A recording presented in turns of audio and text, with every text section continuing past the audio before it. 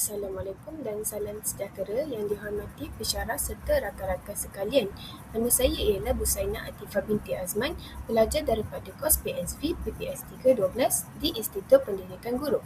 Pada hari ini, saya akan membentangkan tajuk dasar pelaksanaan kegiatan kurikulum dan impaknya terhadap kemenjadian murid. Kurikulum ni apa? Baiklah, kurikulum ni merupakan satu komponen penting dalam sistem pendidikan di Malaysia yang berfungsi sebagai pelengkap kepada kurikulum akademik. Pelaksanaan kegiatan kurikulum bukan sahaja bertujuan untuk meningkatkan pencapaian murid dalam bidang tertentu, malah berperanan dalam membentuk sasiah, kepimpinan, disiplin serta kemahiran insaniah murid secara menyeluruh. Oleh itu, Kementerian Pendidikan Malaysia telah menetapkan beberapa dasar utama bagi memastikan pelaksanaan kegiatan kurikulum dapat dijalankan secara sistematik, berkesan dan mencapai matlamat pendidikan negara. Baiklah, kandungan pembentangan saya pada hari ini ialah 5 dasar utama pelaksanaan kegiatan kurikulum serta justifikasi dan kesannya terhadap kemenjadian murid. Baiklah, menurut Kementerian Pendidikan Malaysia, kurikulum merujuk kepada aktiviti dan pengalaman pembelajaran yang dirancang di luar bilik darjah sebagai lanjutan kepada proses pengajaran dan pembelajaran. Aktiviti kurikulum melibatkan 3 komponen utama iaitu badan beruniform, kelab dan persatuan serta sukan dan permainan. Pelaksanaan kurikulum bertujuan untuk memperkembangkan potensi murid secara menyeluruh dari aspek jasmani, emosi, rohani, intelek dan sosial selaras dengan falsafah pendidikan kebangsaan. Sebagai kesimpulannya, pelaksanaan dasar-dasar kurikulum yang sistematik dan berkesan mampu melahirkan murid yang bukan sahaja cemerlang dalam akademik, malah memilih sastra terpuji, kemahiran kepimpinan serta jati diri yang ukur selaras dengan aspirasi pendidikan negara. Sekian, terima kasih. Dasar pelaksanaan kegiatan kurikulum mempunyai 5 dasar. Dasar pertama ialah kurikulum adalah sebahagian daripada kurikulum kebangsaan. Dasar 2, penyertaan murid dalam kegiatan kurikulum adalah wajib. Dasar 3, penyertaan semua guru adalah wajib. Dasar 4, pelaksanaan kegiatan kurikulum. Dasar 5 yang terakhir sekali ialah penyertaan beramai-ramai. Apakah 5 dasar ini? Mari kita tengok. Dasar pelaksanaan kegiatan kurikulum. Kegiatan kurikulum didefinisikan sebagai kegiatan yang dirancang daripada proses pengajaran dan pembelajaran di luar bilik darjah kurikulum. Kegiatan ini memberikan murid peluang untuk menambah, mengukur dan mengamalkan kemahiran dan nilai-nilai yang dipelajari di bilik darjah. Dasar utama pertama, kegiatan kurikulum adalah sebahagian daripada kurikulum kebangsaan tahap pemenuhan tinggi. Justifikasi pertama, setiap murid mempunyai minat, bakat dan kebolehan yang berbeza, justeru sekolah perlu menyediakan pelbagai pilihan aktiviti kurikulum. Kepelbagaian aktiviti memberi peluang kepada murid memilih bidang yang sesuai dengan kecenderungan masing-masing. Seterusnya, penyediaan pelbagai aktiviti dapat meningkatkan kadar penyertaan dan mengurangkan rasa bosan dalam kalangan murid. Selepas itu, murid berpeluang mengembangkan kemahiran baharu seperti kepimpinan, komunikasi, kreativiti, inovasi dan penyelesaian masalah. Yang seterusnya, aktiviti yang pelbagai turut menyokong perkembangan bakat dalam bidang sukan, kebudayaan, STEM, kesukarelawanan dan keusahawanan. Yang terakhir sekali, dasar ini memastikan pembangunan murid berlaku secara menyeluruh dan tidak hanya tertumpu kepada pencapaian akademik. Kesan dasar utama pertama terhadap kemenjadian murid ialah pertama, murid dapat mengenal pasti serta mengembangkan bakat dan potensi diri, meningkatkan kreativiti, inovasi dan pemikiran kritis.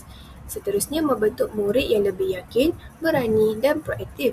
Seterusnya, memupuk semangat kerja berpasukan serta kemahiran komunikasi yang berkesan. Selain itu, menggalakkan gaya hidup sihat melalui penglibatan dalam sukan dan permainan. Terakhir sekali, melahirkan murid yang mempunyai pelbagai kemahiran serta mampu bersaing di peringkat lebih tinggi. Dasar utama kedua, penyertaan murid dalam kegiatan kokurikulum adalah wajib. Tahap pemenuhan sederhana hingga tinggi. Justifikasi yang pertama, penyertaan semua murid dalam kegiatan kokurikulum adalah wajib kerana kokurikulum merupakan sebahagian daripada kurikulum kebangsaan dan bukannya aktiviti sampingan. Yang kedua, dasar ini memastikan setiap murid mendapat peluang yang sama untuk mengembangkan potensi diri tanpa mengira latar belakang, jantina, kaum, agama atau tahap pencapaian akademik. Yang ketiga, pelibatan dalam badan beruniform kelab dan persatuan serta sukan dan permainan dapat melekatkan pembelajaran di dalam bilik darjah melalui pengalaman pembelajaran secara praktikal. Baiklah, yang selain itu, aktiviti kokurikulum memberi ruang kepada murid meneroka minat, bakat dan kebolehan yang mungkin tidak dapat ditonjolkan melalui pembelajaran akademik semata-mata. Selain itu, penyertaan secara menyeluruh membantu membentuk keseimbangan perkembangan murid dari aspek jasmani, emosi, rohani, intelek dan sosial. Secara ringkasannya ialah JERIS, selaras dengan Matlamat Pendidikan Negara.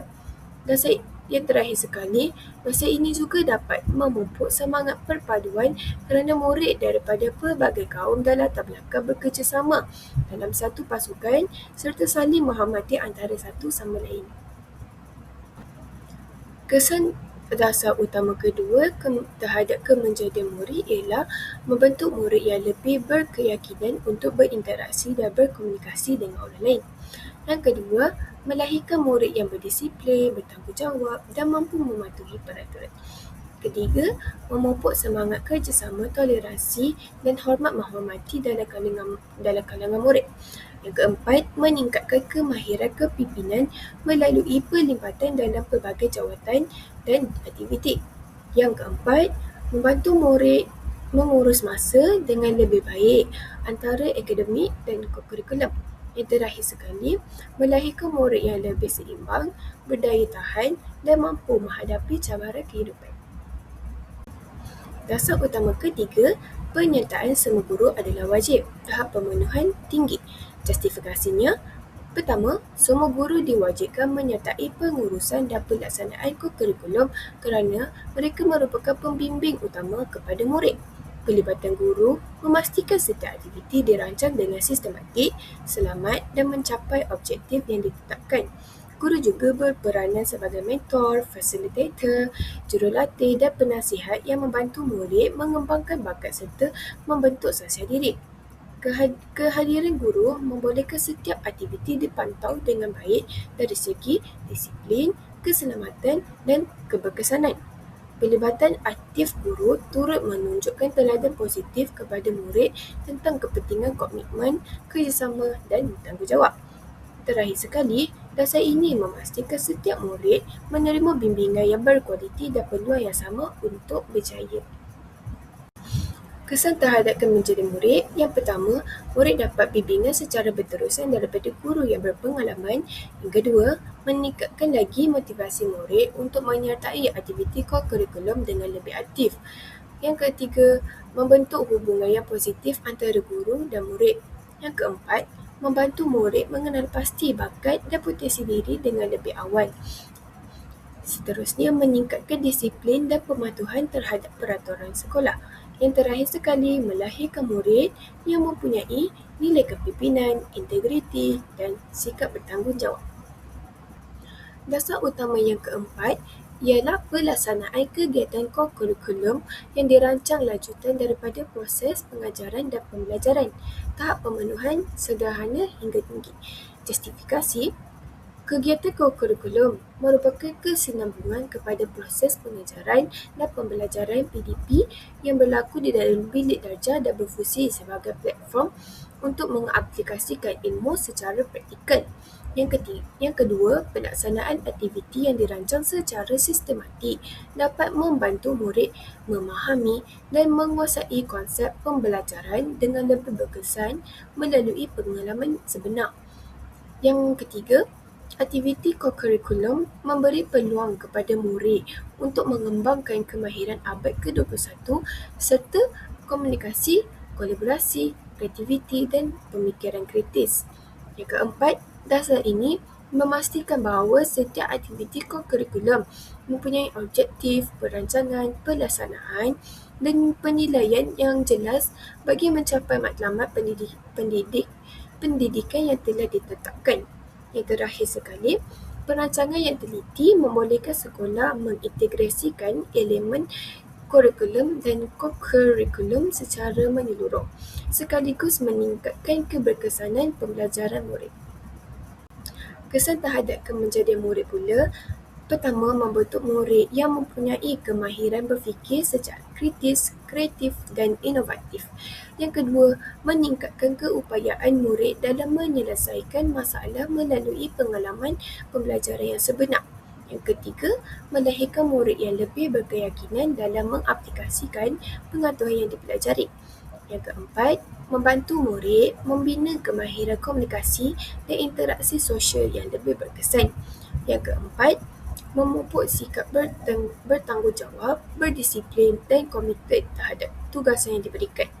Yang terakhir sekali, meningkatkan kemahiran kepimpinan dan pengurusan organisasi dalam kalangan murid. Dasar utama yang terakhir sekali iaitu dasar utama yang kelima, berasaskan prinsip penyertaan beramai-ramai tanpa unsur diskriminasi.